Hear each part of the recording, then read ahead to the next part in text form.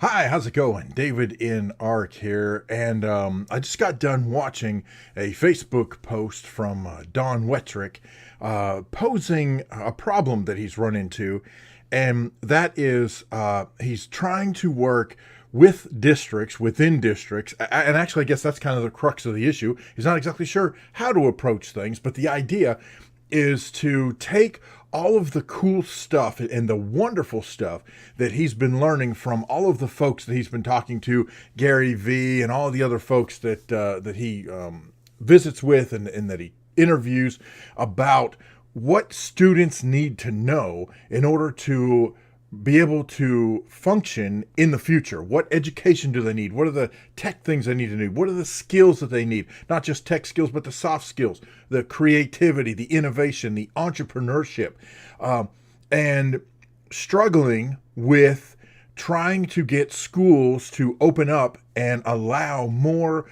creativity, more innovation, more entrepreneurial type exercises, atmospheres within the four walls, as we say, of school districts. And really, he's running into a brick wall. So I watched his video.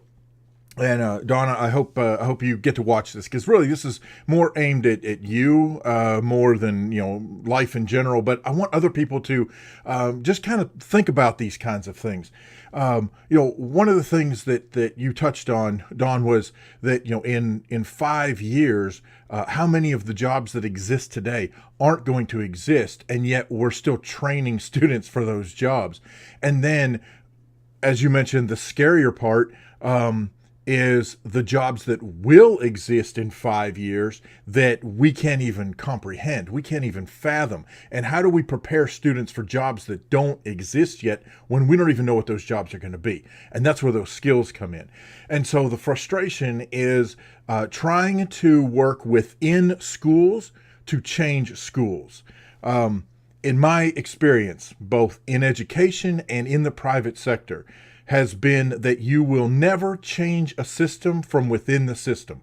Never. There is always some external force that comes in or pushes down or whatever it is that causes that system and that culture to change.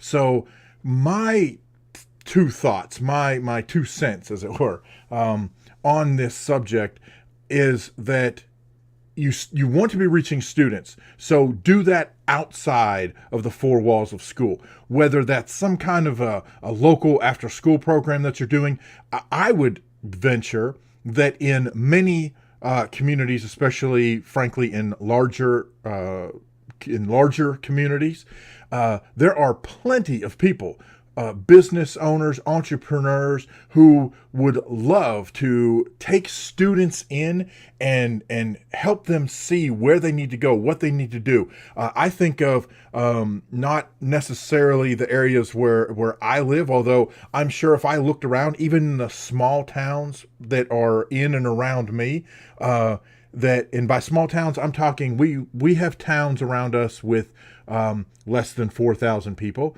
We have towns near us with less than 500 people. So I'm talking very, very small towns. And I fully believe that if I looked hard enough, and this is something that I wanted to do, I could find those business owners who would love to sit with students and work with students on the creativity, the innovation, the entrepreneurship, and help them look at those soft skills, team building, teamwork, critical thinking, all those skills that students are going to need, that we all need. I believe I could find people to do that. So taking that concept to a larger venue, I believe, is a perfect way to be able to reach out to students. And I think there are some of those, I don't think, I know, there are some of those places that exist. I think of places like in North Little Rock, where you have the Innovation Hub.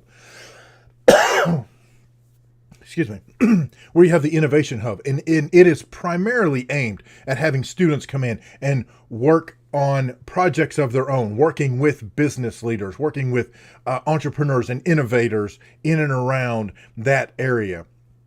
But they might not be hitting the mark exactly. And I think that's where programs like StartEdUp could come in and work with them to bring those students in. I truly believe it's going to be something of a grassroots effort. And I know, I don't know this, I'm presuming you would love to see this nationwide, go crazy and start this up everywhere. And I think you're going to kind of have to be Johnny Appleseed. I really do. I think that if that's one of the missions of StartEdUp, and I think that may be part of the problem, and problem's not the right word, but you may have to maybe adjust or think about what the focus of StartEdUp is, right? I know a big part of that is talking and interviewing with folks who have made it out there and who have wonderful ideas, whether they are wonderful, great ideas or wonderful, crazy ideas. I mean, you've talked to so many different people. And keep doing that if that's what you want StartEdUp to be. And that's not to say StartEdUp can't do multiple things. By all means, yes, it can. But if one of the focuses, or if the focus of StartEdUp is starting up these pockets, these places of innovation and entrepreneurship and getting your students, not just your students, getting students anywhere, into that mindset and to start thinking outside of the four walls of the schools that try to confine them.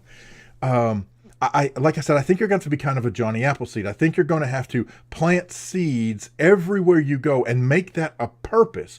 Find out who those community leaders are in the community. Talk to those community leaders. But in addition, talk to the business folks, because a lot of times they're not the same people. In a lot of towns, you have the people who run the town, and then you have the people who make things happen, and they are not necessarily the same. And in fact, often you will find they actually butt heads, because you have some people who are very forward and progressive, and they want to be ready for what's coming down the line. And then you have the other folks on the other side who are so steeped in tradition that ultimately they sacrifice their town for tradition. And I'm not saying that you have to throw all tradition out the window, but at some point tradition has got to evolve and change. So what I'm saying, Don, is that from my perspective and from my 2 cents, I think you're on the right track, except I think you have to break out of the system you're trying to change from within the system. I don't believe that will ever come to be. I believe that you have to change it from without, and then it will find its way into the system, and then you will suddenly see the light bulbs start to come on within that system, and the next thing you know, the system changes just that one click, and it's enough to get the next click, and eventually that whole wheel starts turning. So there you go. That's my 2 cents, but I wanted to do this as a video and not type it all out because, well, I ramble. I mean, credit's already been 8 minutes. So anyhow, thank you very much if you've stuck around this long.